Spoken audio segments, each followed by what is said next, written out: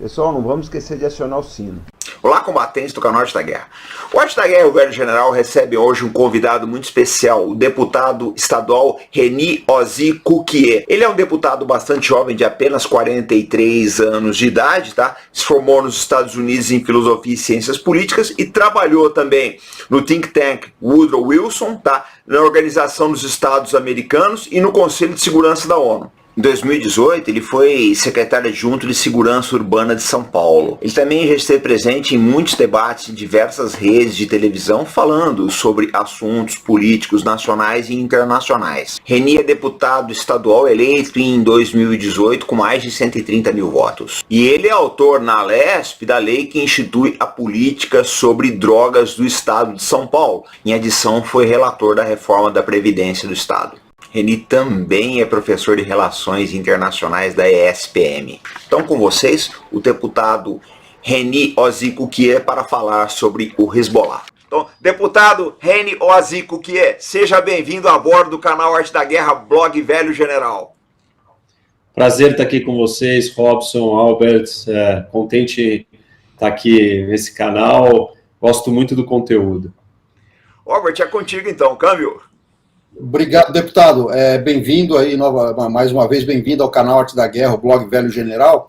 Eu gostaria de começar perguntando para o senhor, fazendo a seguinte pergunta. O Hezbollah hoje ele tem capacidades que vão muito além de uma milícia regional. O senhor poderia comentar a respeito desse crescimento, como é que isso aconteceu? O senhor pode falar sobre isso? Vamos lá. Bom, Hezbollah hoje é uma das maiores organizações terroristas do mundo, uma das grandes organizações criminosas, que é diferente. Uma organização terrorista, apesar do ato terrorista ser criminoso, mas não necessariamente ela tem atividades criminosas, algumas não tem, mas o Hezbollah tem muitas. Mas desde a sua fundação, que foi em 1982, no sul do Líbano, financiado pelo Irã, por xiitas, que é importante a gente fazer essa separação, a distinção entre o mundo islâmico, né? Você tem duas grandes facções aí, que são os sunitas e os xiitas majoritariamente representados no território do Irã e espalhados por alguns lugares estratégicos ali no Oriente Médio, e um deles é o sul do Líbano. Então, com uma população xiita também, apoiado pelo Irã, nasce e surge o Hezbollah em 1982. Naquele momento, o objetivo do Hezbollah era combater as forças israelenses que estavam dentro do Líbano, combatendo organizações palestinas que atacavam Israel de dentro do Líbano. Então, era quase que uma força de resistência ali, foi assim que foi fundado. Só que naquele mesmo momento, naquela época, o Hezbollah começou a usar táticas de terror, inclusive muito substanciais e importantes para a história e evolução do terrorismo como um tipo de violência. E uma dessas táticas foi a do ataque suicida. A gente, ao longo da história, você tem o ataque suicida não era uma tática de combate convencional. Você teve poucos momentos onde isso foi usado. Algumas tribos judaicas israelenses no começo da história, depois você tem os assassinos, século XI e XII, né, ali no Irã. Depois você vai ter os kamikazes no Japão, e aí nós ficamos desde o fim da Segunda Guerra Mundial até esses anos 80 aí, sem ataques suicidas. E a primeira organização que vem usar de novo essa tática é o Hezbollah ou as milícias xiitas que estavam operando ali no sul do Líbano. E o interessante, ou talvez o mais preocupante sobre o Hezbollah, que diferente da Al-Qaeda, que ganhou uma projeção muito rápida, internacional, o Hezbollah ele vem se consolidando e crescendo e expandindo seus tentáculos na maneira de atuação. Então, hoje, o Hezbollah é um partido político também. Então, ele tem o seu braço militar, o seu braço terrorista, e tem o seu braço político, com membros do partido com assentos no parlamento no Líbano. Então, isso é uma novidade. Ele também tem organizações de serviço social. Então, o Hezbollah é uma organização terrorista com uma diversidade, com um dinamismo interessante e perigoso, exatamente por ele ser tão volátil e conseguir transitar e estar presente em tantos lugares. Para vocês terem uma ideia, um dos efeitos desse dinamismo é uma discussão dentro da União Europeia se o Hezbollah é ou não uma organização terrorista. E os europeus, em 2013, vêm e atestam e dizem que o Hezbollah é sim uma organização terrorista, mas faz uma cisão com o seu braço político. Isso tem um efeito gigantesco, porque, obviamente, que se você pega uma parte da organização e separa ela e diz, não, isso daqui é político, não é terrorista, as atividades terroristas fazem o quê? Se mascaram e se concentram embaixo do guarda-chuva da parte política.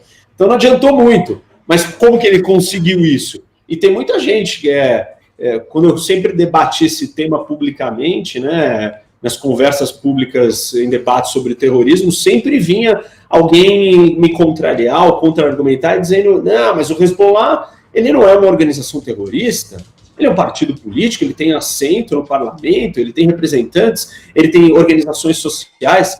Então, isso serve de narrativa para aqueles que apoiam, defendem, e até a própria União Europeia ficou dividida e acabou achando uma solução que não resolve o problema de você declarar a organização como uma entidade terrorista, porque isso tem várias sanções, várias ferramentas legais de você bloquear as atividades dessas organizações.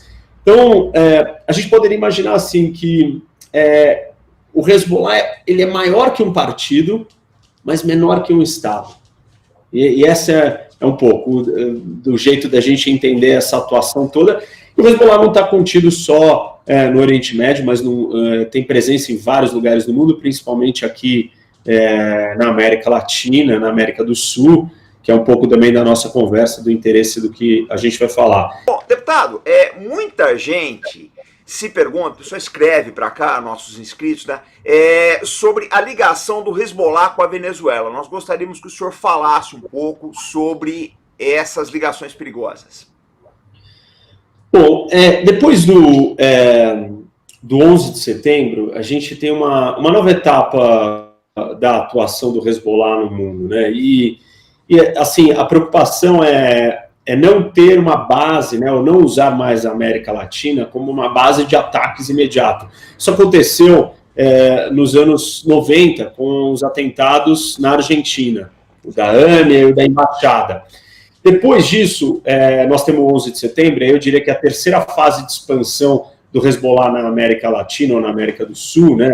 América Latina porque tem algumas relações do Hezbollah com o México também, ou uma presença deles ali, inclusive pelo acesso da fronteira aos Estados Unidos. Mas nessa terceira etapa de conexão com a América Latina, o Hezbollah está mais preocupado em estabelecer bases, mas ficar mais quieto para não provocar uma reação, né? Enfim, toda a preocupação com o terrorismo mundial faz os americanos ficarem muito duros e começam a olhar para a América do Sul, para a América Latina, principalmente para a tríplice fronteira, e então o Hezbollah fica mais quieto, e aí ele encontra um grande aliado, que é o regime chavista, porque o Chávez, o seu discurso anti-americano e as suas relações de petróleo, que se aproxima do Irã. E essa proximidade do Chávez com o Irã abre o caminho para a relação do Hezbollah com a Venezuela. E aí a gente soma isso a um outro mecanismo, um modus operandi do Hezbollah, que ao longo dos anos vem se desenvolvendo na América Latina, que era o seu contato com as organizações criminosas locais, os cartéis de droga, e um deles são as Farc, na Colômbia. Então, o regime do Maduro e do Chávez já sempre apoiaram as Farc, e aí o Hezbollah vê ali uma simbiose, uma oportunidade de se aproximar da Venezuela. A Venezuela abre espaço para o Hezbollah e para o Irã, obviamente, dá inclusive campos e locais de treinamento, permite que o Hezbollah comece a operar com as suas, ações de lavagem de dinheiro, tráfico de drogas, em conexão com as Farc e com outras organizações criminosas, no Brasil, claro, com o PCC, mas é ali que começa a consolidar isso. E depois que o Chaves morre e o Maduro toma o poder, ele fica mais fragilizado e ele precisa ainda mais do apoio dessas milícias, desses outros grupos, desses países que ajudam ele a se manter no poder. E aí nós estamos falando dos russos, nós estamos falando do Irã, o Irã com a sua milícia, com as forças Quds, que são o braço da guarda revolucionária, que atua em operações fora do país, né? Então, a gente sabe que o Irã tem as suas milícias, os Bashirs, que atuam dentro do país, e tem as Quds, que estão fora, que estão na guerra da Síria, em vários outros lugares aí, no Iêmen, e estão na Venezuela. E com isso, o Hezbollah vem junto. Então, a Venezuela passa a depender muito do apoio, tanto de Irã, Cuba e Rússia, e aí com o Irã vem junto o Hezbollah. Então você tem ações de inteligência, milícias, treinamentos, espaço para eles operarem no que a gente chama, dentro do jargão do terrorismo internacional, que são os safe havens, né, ou esses paraísos, santuários. Para que essas organizações possam prosperar. Elas precisam de um ambiente desordenado, caótico, conivência e convivência com o regime que está no poder, regimes autoritários, sem Estado de Direito, sem leis, onde organizações criminosas e atividades criminosas prosperam. Isso é um ambiente propício para você recrutar simpatizantes e para você ter as suas operações de treinamento e ter uma base de possíveis ataques futuros. Então, essa relação do regime venezuelano com o Hezbollah, hoje talvez seja o ponto mais forte, o local onde a presença do Hezbollah esteja mais consolidada e segura, porque isso é importante. Ele se sente seguro porque isso não é feito às escusas, né, como acontece aqui no Brasil, por exemplo, mas é feito com o apoio do regime na Venezuela. Então, é uma relação bastante preocupante, principalmente pelo que nós estamos vendo acontecer com a Venezuela. É bastante parecido, mais ou menos, com a relação que o Bin Laden tinha com o Talibã no Afeganistão, né? Exato. Você precisa desse santuário, né? E você precisa desse espaço. E aí, como o regime do Maduro depende agora da sobrevivência máxima dessas atuações, desse aparato de segurança, um aparato de segurança clandestino, muito parecido com o que o Irã construiu, né, com a sua guarda revolucionária, milícias. O regime chavista e o Maduro, eles também fizeram isso, armaram milícias, e esse é um mecanismo de você se perpetuar no poder, né, desses ditadores. E aí o Hezbollah cai como uma luva, porque ele não só tem o know-how, ele teve esse papel dentro do Líbano, claro, hoje um pouco mais aceito, institucionalmente, com apoio popular diferenciado, ocupando as posições, mas nasceu dessa organização de base de resistência, de milícia, de uso da força, que é tudo que a Venezuela precisa. O senhor mencionou aí as ligações do Hezbollah com organizações criminosas na América Latina, uma dessas aqui no Brasil, o PCC, né? O senhor pode comentar quais são as atividades, como é que isso funciona, enfim, como é que eles chegaram aqui, o que eles estão fazendo? Então, essa relação, a presença do Hezbollah aqui, ela começa a acontecer há bastante tempo, algumas décadas, ela mais tímida inicialmente, mas sempre tem uma conexão, um contato com os expatriados. Isso não significa que a comunidade libanesa abrace ou esteja envolvida com isso. É importante fazer essa ressalva. O Brasil tem uma comunidade libanesa imensa. Eu, inclusive, sou descendente libanês e tenho essa relação com a comunidade, mas existem os simpatizantes. Existem aqueles que, por status, por oportunidade econômica, acabam se associando. E aí nasce os primeiros focos ou raízes aí do Hezbollah no Brasil. A Tríplice Fronteira tem um papel muito importante no desenvolvimento e atuação do Hezbollah aqui no Brasil, porque ali é um território desgovernado, de contrabando, de atividades ilegais. Fronteira porosa, né? Porosa, difícil controle, ilegalidade, a gente sabe tudo o que acontece ali, os números, dependendo do estudo que você pega, falam de 15 bilhões por ano de dólares que se geram ali de atividades ilegais, seja cigarro, seja drogas, armas, eletrônicos, contrabando, dinheiro falsificado, enfim, é muito vasto, a gama é muito grande de coisas. E o Hezbollah tem uma presença ali, porque tem uma comunidade islâmica grande, infiltrada, com comércios, com negócios. Alguns dessas pessoas dessa comunidade enxergam ganhos ou simpatizam com a causa, com a ideia ou com a questão religiosa e acabam se aproximando e servem dessas atividades que o Hezbollah sempre se financiou ou trabalhou, que são a lavagem de dinheiro ou aquisição de receita, né? Busca de dinheiro para poder enviar para o terrorismo, para sua causa internacional, que é destruir Israel. Isso é importante também colocar, eu não mencionei no começo ali, que o objetivo do Hezbollah, quando ele nasce, primeiro é combater Israel ali da presença no território, mas depois não é só isso. Hoje o Hezbollah não aceita a existência de Israel e na sua carta de fundação está lá que o seu objetivo é a destruição do Estado de Israel. Mas, voltando aqui para o Brasil, então, o que a gente tem?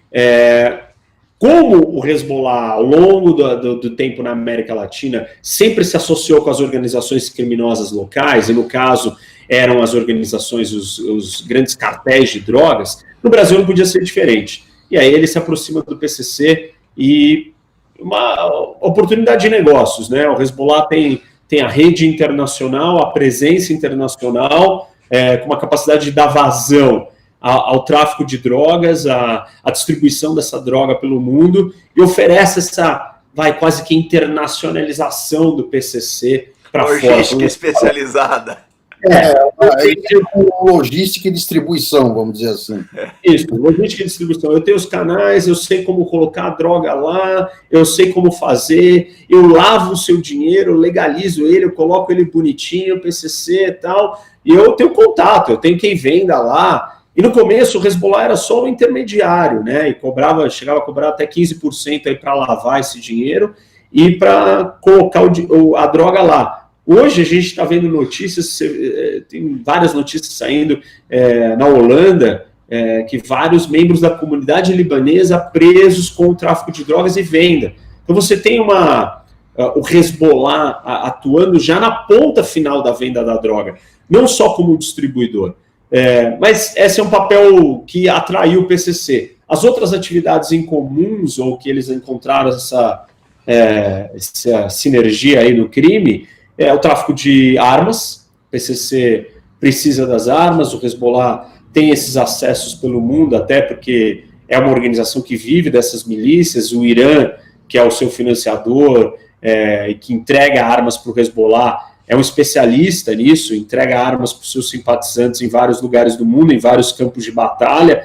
Então, isso é algo fácil para o Hezbollah e interessante para o PCC aqui no Brasil. Outra atividade que o PCC exerce, vindo da nossa tríplice fronteira, é o contrabando de cigarro, que é uma das atividades de contrabando maiores do mundo, está entre as 5 maiores atividades de ganho de contrabando no mundo. Cigarro, hoje, a última vez que eu vi aqui no Brasil, parece que mais de 50% do cigarro consumido no Brasil é cigarro contrabandeado, cigarro ilegal, falsificado. Esse número é gigantesco. Sim. E quem domina esse comércio, essa atividade, é o PCC, e o Hezbollah também entrou junto para ajudar nessa operação. Então, mais um ponto aí de conexão dos dois. E aí, principalmente, talvez aqui o Hezbollah seja mais expert, é a lavagem de dinheiro, com esses vários negócios que são fachadas, comércios fachadas ali na tríplice fronteira, em outros lugares, empresas de distribuição, de exportação, importação, que vão lavando dinheiro de organizações criminosas como o PCC. Então, diria que essas atividades aí que estabelecem as relações dos dois. Deputado, eu queria saber se existe preocupação na comunidade judaica brasileira com relação a essas relações perigosas, aí a presença do Hezbollah na tríplice fronteira e na América Latina. Olha, é claro que existe, né? A comunidade judaica ela é sempre alvo, é um bode expiatório, né? Tem um histórico, não só pela Segunda Guerra Mundial, mas ao longo da história, as perseguições. Então, a comunidade judaica está sempre preocupada, sempre atenta, e o Estado de Israel se confronta com muitos inimigos que tentam o tempo inteiro retaliar Israel, às vezes de forma indireta, com a comunidade em qualquer parte do mundo. Então, esse confronto com o Hezbollah, ali entre Israel e Hezbollah, não se limita ao sul do Líbano ou ao norte de Israel, mas ele está presente em vários outros momentos, quando o Hezbollah resolve atacar judeus ou israelenses civis pelo mundo, ou embaixadas. No caso da Argentina. E aí, aqui nós temos, na história, nós temos uma situação que aconteceu na Argentina, nos anos 90, né? 2 ataques, o segundo em 94, pior ainda, da AMIA, onde você tem uma comunidade, um centro cultural sendo atacado e muitos mortos. Isso foi arquitetado pelo Irã junto com o Hezbollah. Quem não acompanhou esse caso, é interessante pesquisar e entender o que foi aquilo. Depois, o Nissan, né, o procurador foi morto, foi assassinado. Circunstâncias misteriosas. Isso, o procurador argentino que estava investigando, depois de anos, décadas, que foi reaberto o caso para se voltar a investigar, até hoje a presença, ele é morto. Então você percebe que o assunto ele é difícil e tem forças contrárias que não querem que isso venha a público, quem são, obviamente, os mandantes dessa história, e aí Hezbollah e Irã. Então, a comunidade judaica está sempre atenta, preocupada, monitorando. Não queremos que o Brasil importe esse conflito, essas tensões religiosas. Aqui no Brasil nós somos um país que vivemos em paz com as religiões, não temos esses problemas. Então, a comunidade judaica trabalha com isso, e as outras comunidades também, a comunidade libanesa, a comunidade cristã. Enfim, o Brasil ele é diferenciado nesse quesito. Sim, mas que o sectarismo religioso ele não existe propaga, aqui. Né? Não deve existir, nós temos que trabalhar para que isso não exista. Isso acontece, as comunidades são muito unidas, existem vários projetos e o diálogo é muito comum. Acho que talvez não tenha outro lugar do mundo onde essas 3 grandes religiões assim, conversem e vivam tão em paz, né? Ser brasileiro, de muitas maneiras, se sobrepõe a essas divisões religiosas aqui no nosso país. Não queremos que isso mude, mas para isso o Estado brasileiro tem que estar atento, e aí o Estado não é uma questão de sociedade, de religião, mas nós temos que estar atento para monitorar e, enfim, investigar e prender e inibir organizações criminosas, e não importa qual é o cunho dela, se ela é religiosa ou não é. No caso o Hezbollah no caso é uma organização terrorista, e no caso tem um objetivo político muito maior do que um PCC, que é uma organização criminosa que ele não tem um objetivo político. Talvez essa é uma grande distinção aí para o pessoal que está nos assistindo entender sobre qual é a diferença de uma atividade puramente criminosa e o terrorismo. O terrorismo tem uma motivação política. A atividade criminosa, o PCC não quer instalar o Estado do PCC. Lucros, né? Oferir lucros. Ele quer lucro, ele quer ganhar dinheiro e atividade criminosa pura. Não é o que o Hezbollah quer. O Hezbollah tem um objetivo político. Então, as autoridades brasileiras têm que estar atento para operações de crime dentro do Brasil, do território brasileiro, principalmente quando nós estamos falando com uma organização que tem um objetivo político como o Hezbollah. Então, acho que isso sim, isso é uma preocupação, que é uma preocupação que a comunidade tem sempre se manifestado para as autoridades. Eu, como representante também da comunidade, deputado aqui, estou preocupado com esse assunto, estou sempre de olho no que está acontecendo, porque, enfim, não podemos deixar o Brasil importar esses problemas, e temos que lembrar, essas organizações criminosas e terroristas, elas procuram santuários, locais aonde o Estado de Direito não funciona direito, corrupção impera, impunidade é presente por todos os cantos, já tem muito crime, é o lugar perfeito. Ainda mais aqui no Brasil, que você tem uma abertura, o brasileiro é aberto, fácil chegar, fácil se acomodar, fácil ser recebido, e não queremos que que o Brasil se torne destino desse tipo de organização. Recentemente nós tivemos um outro episódio aí de um membro da Al-Qaeda aqui no Brasil, não sei se vocês acompanharam também. Ele veio para o Brasil e acabou casando com uma brasileira, está aqui, o FBI estava atrás dele, tem vídeos mostrando eles em campos de treinamento terrorista, atirando. Então, quer dizer, ele não é simplesmente um refugiado que veio para o Brasil, mas ele é um terrorista, né? Operativo, pronto para... enfim, não sabemos o que ele está construindo aqui, mas nós temos que estar atentos. Eu acho que a preocupação é muito mais nessa linha de chamar a atenção das autoridades. Nós temos essa tendência aqui no Brasil, não, aqui a gente vive em paz. Realmente, nós vivemos, mas nós temos um problema com impunidade e com crime no Brasil. Exatamente. E organizações criminosas vão tentar tirar vantagem disso, e nós não queremos que as piores organizações criminosas, que são as políticas e terroristas, venham para cá. E temos que adequar a legislação a isso também, né, deputado? Isso é importante, né?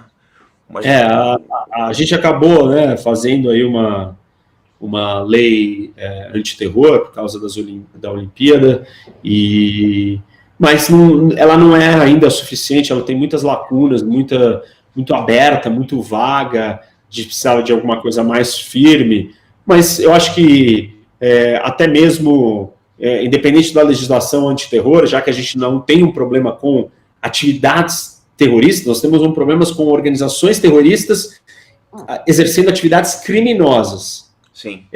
Então, nós temos como combater, porque se a atividade é criminosa, pode se investigar, pode se enquadrar e pode prender. E é isso que a gente precisa, então, forçar. A questão da legislação, sim, é necessária, mas, enfim, se o debate não for de imediato, se isso não é uma prioridade número 1 para o Brasil, a gente vai levando isso adiante, vai chegar uma hora que vamos evoluir e vamos entender o problema da ameaça.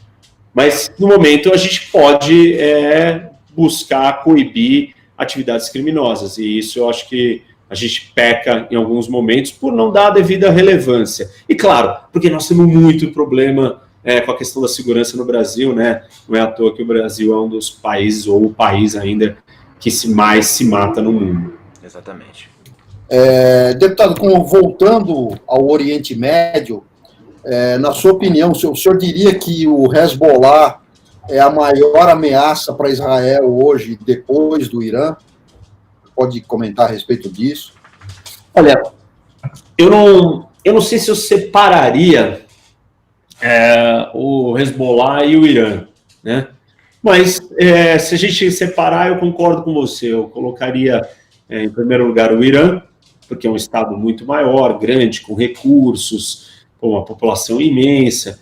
E, em segundo, o Hezbollah. Tem algumas coisas acontecendo aí no cenário político do Oriente Médio nos últimos tempos que mudaram um pouco a capacidade do Hezbollah. Uma delas é a guerra da Síria. Esse foi o fato mais importante para o problema do Hezbollah para Israel, enfim, essa relação do Hezbollah com o Líbano e com a região, que é a guerra da Síria, porque o Hezbollah ele entra na guerra da Síria para defender o Assad, como esse corredor de conexão entre o Irã e o Líbano, precisa da Síria. Então, o Hezbollah entra na guerra junto com as forças Quds para proteger o Assad. E isso muda muita coisa. Primeiro porque o Hezbollah tem que concentrar suas energias na Síria. Depois que ele perde homens, né, combatentes e recursos, mas ele ganha também uma expertise e ganha uma presença numa atuação internacional fora do seu território, fora do Líbano, e ganha uma conexão e uma proximidade com o Irã ainda maior, onde os dois estão operando e lutando lado a lado, protegendo o Assad, e ainda com a participação da Rússia. Então, isso muda um pouco da configuração geopolítica da relação do Líbano, ou do Hezbollah com Israel, porque inclui a Síria. E aí o Hezbollah ele também está presente hoje em território sírio. Os últimos confrontos que houveram entre Israel e o Hezbollah, eles são na Síria, não são no Líbano, não tem sido no Líbano, mas tem sido por essa presença do Hezbollah na Síria. E isso é muito preocupante para Israel. A capacidade de acesso a armas por causa da guerra da Síria e o controle territorial que o Irã e a presença do Irã e da Rússia, enfim, todos ali, facilitaram que as armas chegassem. E a capacidade balística, diríamos assim, do Hezbollah aumentou muito, e com muitos mísseis, e não só mísseis mais caseiros, mas com alguns mecanismos de GPS de precisão muito maior, ou seja, então, o que era uma ameaça para Israel, mísseis soltos pelo Hezbollah de qualquer canto, facilmente o seu sistema de defesa aéreo era capaz de conter, talvez hoje se torne mais difícil, com mísseis de longo alcance, ou alcance maior, e com uma precisão melhor. Sem falar nos drones também, que é uma nova aquisição do Hezbollah ali, e a quantidade de túneis no sul do Líbano. Claro, a sutileza ou a dificuldade desse conflito é porque Israel tem que entrar em confronto com o Líbano, se vai atacar o Hezbollah. Isso causa problemas na relação com o Líbano, e resistência, e comunidade internacional e tal. Então fica sempre ali no limite. Mas uma coisa interessante para quem está assistindo aí saber é que nem o Hezbollah e nem Israel hoje querem um confronto, porque os dois estão no momento de gerir outras questões maiores, e também o Hezbollah está, de certa maneira, cansado, né? Ou ele está dedicado aos seus esforços, sua energia para a guerra da Síria. Não era o melhor momento para ele ter um outro confronto com Israel. Talvez é muito mais plausível a gente assistir um confronto ou um choque entre o Irã e Israel na Síria, e o Hezbollah ser chamado, ser trazido para dentro desse pequeno confronto, ou talvez até uma guerra entre os dois. No ano passado, o Maurício Macri, ainda era presidente da Argentina, ele assinou um decreto lá reconhecendo, classificando o Hezbollah como organização terrorista. Aventou-se a possibilidade aqui no Brasil de que a gente fizesse a mesma coisa, que a gente seguisse essa mesma linha, mas isso, pelo menos por enquanto, não aconteceu. Qual a sua visão sobre isso? Tanto do que a Argentina fez, e se o Brasil deveria ou não seguir essa mesma linha? Então, Alberto, o Hezbollah, ele tem atividades e ele é uma organização terrorista. Então, se ele é uma organização terrorista, não importa se ele tenha outros braços ou se ele faz outras coisas. Se ele está participando da política, e se o Líbano quer ser uma democracia, ele tem que participar da política sem armas, sem braço armado, então, e sem ações terroristas. Uma vez que ele tenha isso, ele é uma organização terrorista. E eu não entendo porque o Brasil não o reconhece como tal. Passou da hora do Brasil reconhecer ou entender que o Hezbollah é uma organização terrorista. Não tem por que o Brasil não fazer isso. Acho que a Argentina foi na direção certa. Para a Argentina, esse tema ainda é mais sensível, dados os atentados dos anos 90. Isso foi uma sinalização de que existia uma mudança ali de política. A gente tem que lembrar que a comunidade judaica na Argentina é a maior da América Latina, então você tem uma pressão, né, política, uma minoria, um atentado terrorista desse porte acontecendo aqui na América Latina. Isso pega muito mal para a Argentina. Acho que foi uma decisão acertada, e acho que o Brasil tem que seguir a mesma linha. Nós precisamos, sim, reconhecer ou entender o que o Hezbollah é.